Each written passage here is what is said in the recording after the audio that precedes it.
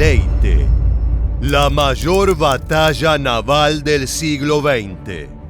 En octubre de 1944, Estados Unidos y Japón se enfrentaron en una batalla marcada por una violencia sin precedentes. Más de 300 barcos y miles de aviones enfrentados. Murieron entre 10.000 y 12.000 marineros japoneses. Estados Unidos perdió 6 barcos y más de 3.000 hombres. 2 años antes, obligado a huir, el general Douglas MacArthur prometió volver. Y cumplió. Desembarcó en Leyte como símbolo de esperanza, pero sobre todo de revancha. Rendirse no era una opción para los japoneses, y aquella semana de lucha en el Pacífico se partió en 4. En cada parte se libró una guerra distinta, pero igual de sangrienta. When MacArthur was ordered to leave the Philippines, it was a hazardous escape.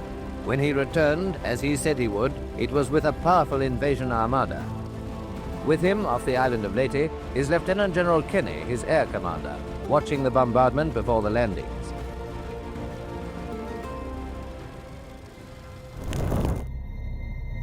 En el corazón del archipiélago filipino, la isla de Leyte se alza entre el mar de Filipinas y el de Celebes como un puente natural entre Asia y el Pacífico. Quien dominara Leyte controlaría el paso del petróleo, los minerales y las rutas vitales del imperio japonés. Lo sabían en Washington y lo sabían en Tokio. Por eso, cuando los aliados iniciaron el desembarco, Japón apostó todo. Su flota restante, su aviación y su última esperanza de revertir el curso de la guerra. Estados Unidos, por su parte, no solo avanzaba para estrangular al enemigo, sino que también venía a cumplir una promesa. Más de 200.000 hombres se preparaban para decidir el destino del Pacífico en una serie de choques colosales. El agua estaba a punto de hervir y la flota parecía estar lista. They still have plenty of carriers and aircraft. U.S. admirals also have battleships and cruisers at their disposal. They feel they have enough strength at this point in the war to finally target the Philippines. Cuando lo hizo, la batalla estalló en 4 frentes simultáneos: Surigao, Engaño, Samar y Sibuyan.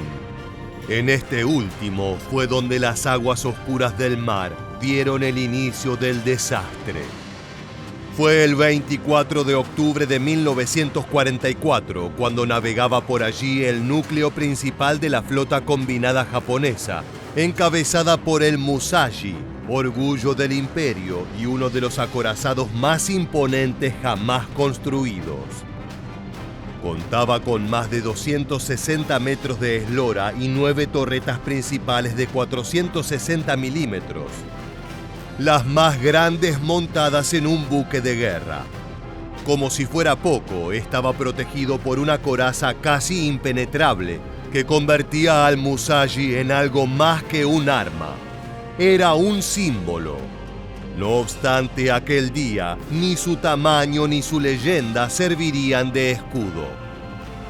Los estadounidenses, que vigilaban cada movimiento japonés desde el aire, identificaron al coloso mientras cruzaba el estrecho de San Bernardino. A lo largo de la jornada, 3 oleadas sucesivas de aviones despegaron desde los portaaviones de la tercera flota del almirante Halsey. Más de 200 aeronaves, entre torpederos Avenger y bombarderos en picado Helldiver, se lanzaron en ataques coordinados contra el Musashi y su escolta. El infierno se desató sobre cubierta. Los primeros torpedos golpearon el casco a babor, ralentizando al gigante. Le siguieron bombas de 450 kilos que estallaron entre torretas y hangares. Pero el gigante japonés no cedía. Su sistema de control de daños respondía y sus hombres luchaban por mantenerlo a flote. Sin embargo, la segunda oleada lo perforó de nuevo. y la tercera terminó lo que las anteriores habían comenzado.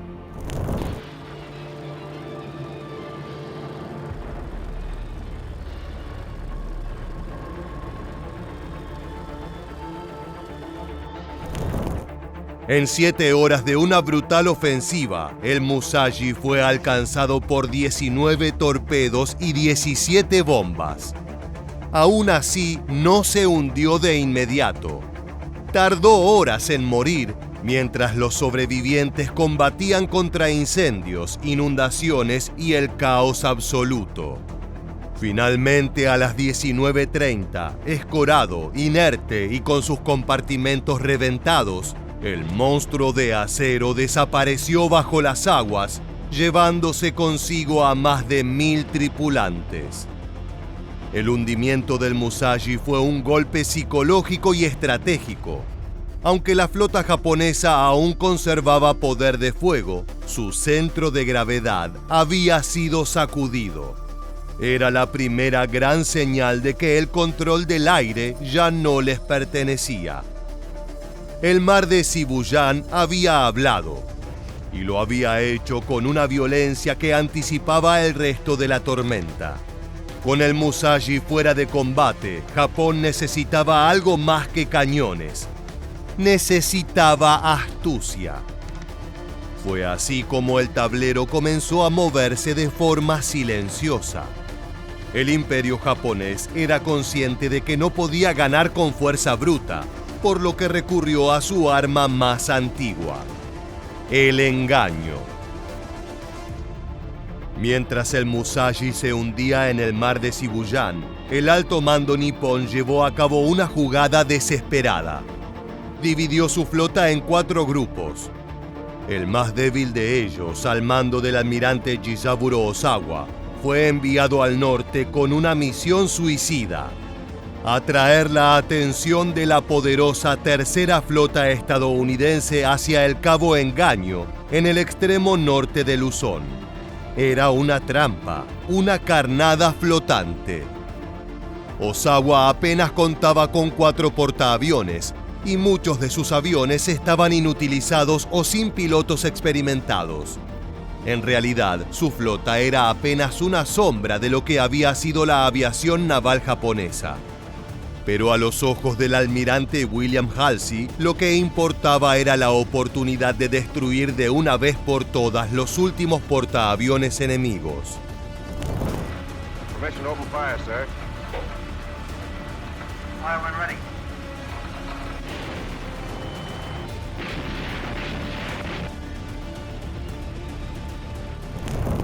Cegado por la posibilidad de una victoria definitiva, Halsey mordió el anzuelo. Ordenó a toda la tercera flota, compuesta por 6 grandes portaaviones, 5 acorazados, varios cruceros y destructores, dirigirse hacia el norte, abandonando el estrecho de San Bernardino y dejando sin cobertura a las fuerzas de desembarco en Leyte. La trampa había funcionado. El 25 de octubre, frente al Cabo Engaño, se desarrolló una batalla desigual. La flota japonesa fue prácticamente aniquilada. 4 portaaviones, un crucero ligero y varios destructores fueron hundidos en cuestión de horas. Más de 3.000 marinos japoneses murieron en la embestida aérea y naval. Pero Japón no buscaba ganar.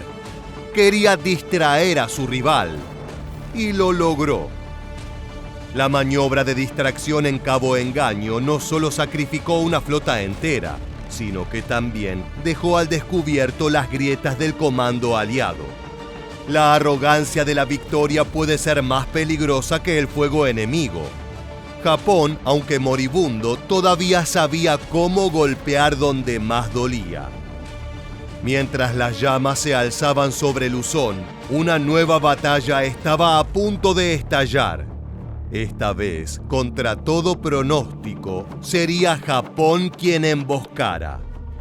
American landing forces in Leyte Gulf have been caught completely off guard. Vice Admiral Takeo Kurita's center force. The force Halsey thought was retreating. in fact, turned around, sailed all night through the San Bernardino Strait, entered the Philippine Sea, and steamed south toward Leyte Gulf early this morning.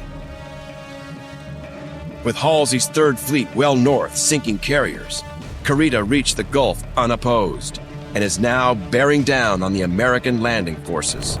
Ahora bien, antes de llegar a aquel encuentro debemos detenernos en la noche del 24 al 25 de octubre de 1944, cuando el estrecho de Surigao, una garganta de agua al sur de Leyte, se convirtió en un corredor de muerte. El almirante japonés Zoji Nijimura encabezaba una escuadra con la misión de irrumpir en el Golfo y atacar a las tropas estadounidenses que ya se habían establecido en la costa. Pero lo que ignoraba era que lo esperaban en una trampa mortal. El almirante Jesse Oldendorf había tendido una emboscada perfecta. Usando información de inteligencia y posición ventajosa, dispuso destructores, lanchas torpederas, cruceros y acorazados a lo largo del estrecho. Fue una de las pocas veces en la historia en que se logró ejecutar el cruce de la T, una formación táctica que permitía disparar en andanadas completas, mientras el enemigo solo podía responder con sus cañones frontales. Y más aún, entre los acorazados que aguardaban estaba el West Virginia, el Tennessee y el California, resucitados del fondo de Pearl Harbor. Viejos, heridos y sedientos de venganza. Solo fue necesario el llamado a la acción para que el infierno se desate. It was 3 a.m. Our destroyer squadron received orders that we were going to be the additional combat attack on the Japanese force. It involved a number of warships, battleships, cruisers, destroyers, probably one of the last great battles involving warships. En plena oscuridad, los primeros en atacar fueron los destructores y las lanchas. Desde las sombras, lanzaron oleadas de torpedos que partieron en dos al acorazado japonés Yamashiro. Los cruceros estadounidenses iluminaron el mar con fuego cruzado. Y los acorazados, alineados como jueces de una ejecución, dispararon sin cesar. Testigos dijeron que no se veía el mar, solo había fuego. La flota de Nijimura fue masacrada. Los barcos se hundían envueltos en llamas, hombres gritaban entre los escombros flotantes, el agua hervía por los proyectiles. Más de 3.400 marineros japoneses murieron en cuestión de horas. Solo un puñado logró escapar. La escena fue tan apocalíptica que incluso veteranos estadounidenses la describieron con horror. No había sido una batalla, sino una ejecución a cielo abierto. The Japanese ships were firing on us and the shells were landing with huge splashes on all sides of the ship and in front of us. The ship was shuddering. We had to keep going. And because I was in the director, I'm hearing other ones say, wow, that was close. It all happens so fast you don't think. You just want to do your job, get out. We went in fast, dropped our torpedo. We hit the Japanese battleship Fuso, broke it in half and sunk it. La del estrecho de Surigao fue la última vez que acorazados se enfrentaron directamente en la historia naval y marcó la extinción definitiva de la guerra de superficie tal como se había conocido durante siglos.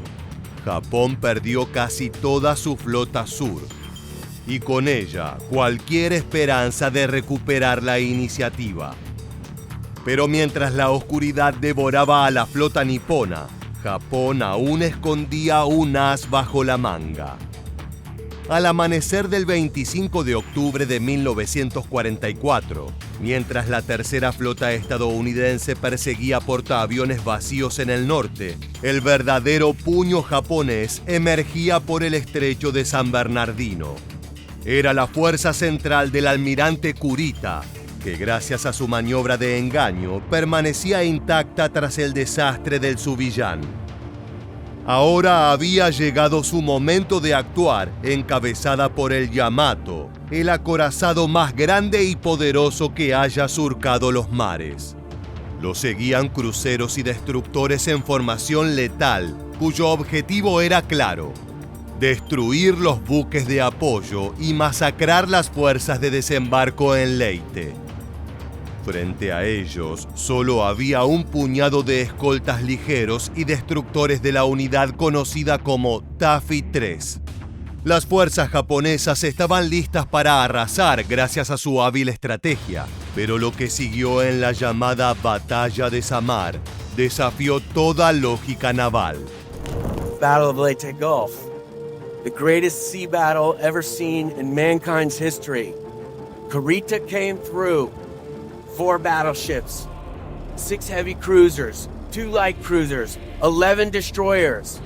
And there over the horizon, they see the flat tops of Taffy 3. Taffy 3 saw those pagoda masts coming over the horizon. All they could think of was doom.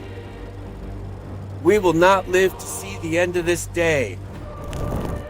No obstante, con sus cañones inferiores, sin blindaje real y prácticamente sin apoyo aéreo pesado, los hombres de Taffy 3 decidieron pelear. No había retirada posible. El destructor USS Johnston, comandado por el teniente Ernest E. Evans, fue el primero en cargar. Se lanzó contra una línea de acorazados como si fuera un guerrero enloquecido. Disparó torpedos a corta distancia, esquivó fuego como pudo y golpeó donde dolía. Fue alcanzado múltiples veces, pero siguió combatiendo hasta que se hundió.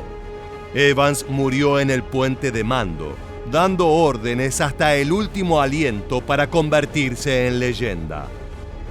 Pero no fue el único. Otros destructores y escoltas siguieron su ejemplo. Cortinas de humo, ataques con torpedos, fuego desesperado desde cañones de 127 milímetros contra gigantes de acero. Los aviones de escolta lanzaron bombas y ametrallaron con municiones que apenas rasguñaban los cascos enemigos. Sin embargo, la confusión, la audacia y el caos jugaron del lado estadounidense. Los japoneses, desorientados, pensaron que se enfrentaban a una fuerza mucho mayor. Algunos capitanes creyeron estar cayendo en una emboscada. Kurita, temiendo una trampa, dio la orden más inesperada: retirada. Taffy 3 había hecho lo imposible. Habían enfrentado al Yamato y sobrevivido. Habían detenido el avance japonés con coraje y sacrificio. Muchos murieron, pero su gesta se convirtió en una de las acciones más heroicas de la historia naval. Contra toda probabilidad, David había detenido a Goliat en mitad del Pacífico. No obstante, cuando el acero ya no bastaba, Japón decidió jugar su última carta. Un ataque donde el cuerpo mismo se convertía en arma. El cielo sobre Leyte ardía con el estruendo de aviones, explosiones y fuego antiaéreo. En el mar, los restos humeantes de la batalla de Samar flotaban entre cadáveres. La flota japonesa se retiraba, pero la pesadilla estaba lejos de terminar. El imperio japonés aún contaba con una jugada final. No una nave, ni un torpedo, ni una bomba. Eran los soldados convertidos en proyectiles. La desesperación hecha estrategia. Era el nacimiento de los kamikazes. We got to the Philippines, the kamikazes became quite frequent. You're literally on your own, and we didn't give it another thought till the Japanese wised up and decided to kamikaze us. During a kamikaze attack, being in the main battery director, we were on telescopes. Looked like he was coming right down our throat. I was kind of frightened. My heart was pounding. One looked like he was going to hit us. We kept hitting him, and I'm saying, well, God, this guy's going to hit us. Por primera vez en la guerra se activaba oficialmente la Tokotai, la Unidad de Ataque Especial. Pilotos jóvenes, algunos apenas con entrenamiento básico, que fueron enviados a estrellarse deliberadamente contra buques enemigos. No era una maniobra improvisada, era un plan organizado, brutal y suicida, que reflejaba hasta qué punto Japón entendía que ya no podía igualar la fuerza aliada. Solo podía aterrorizarla. El blanco fue el pequeño grupo de escoltas de Taffy 3, todavía reagrupándose tras el milagro de Samar. 6 portaaviones de escolta fueron atacados por oleadas de kamikazes. Uno de ellos, el USS St. Louis, fue impactado en plena cubierta de vuelo. El avión, cargado con una bomba de 250 kilos, atravesó el hangar y provocó una reacción en cadena. Las explosiones internas partieron el buque desde adentro. En cuestión de minutos se hundió. Murieron más de 100 marinos y se transformó en el primer barco en la historia naval hundido por un ataque suicida. Pero no fue el último. El horror se multiplicó en las horas siguientes. El Yamato, aún visible desde el horizonte, parecía un dios de guerra observando el caos que desataban sus sombras aladas. Los marineros estadounidenses miraban al cielo con un miedo renovado. No el del combate, sino el del enemigo que no pensaba volver, que no tenía nada que perder. I could see flecks of his wings breaking up, and then all of a sudden the ocean came into view, and it had crashed in the ocean. It was a new experience, trying to kill an opponent who only wanted to kill you and not survive. Los kamikazes no cambiaron el rumbo de la guerra, pero dejaron una marca psicológica profunda. Por primera vez, los aliados se enfrentaban una forma de lucha que desdibujaba las fronteras entre la voluntad y la muerte. Era el clímax de la desesperación imperial, un grito suicida lanzado al océano. La batalla del Golfo de Leyte había llegado a su punto más oscuro, y lo que vino después ya no fue combate, sino ruinas. El imperio japonés comenzó a morir de la forma más brutal. Tras Leyte, el rugido imperial se convirtió en un eco. Japón perdió más de 10.500 hombres y lo que quedaba de su flota se redujo a esqueletos. Escoltas sin rumbo, portaaviones sin aviones, acorazados esperando su tumba. El Yamato, aún imponente tras Samar, partiría meses después en una última misión suicida y no volvería. Lo que cayó en el Golfo de Leyte no fue solo acero, fue una era. El imperio que desafió al Pacífico entero quedó roto, sin aliento y sin futuro. La guerra seguiría, pero la victoria dejó de ser posible. Desde entonces, para Japón solamente quedaron las sombras, los suicidios y el silencio. Así llegamos al final de nuestro video. Si te gustó, te esperamos en nuestra próxima entrega para seguir descubriendo la historia militar.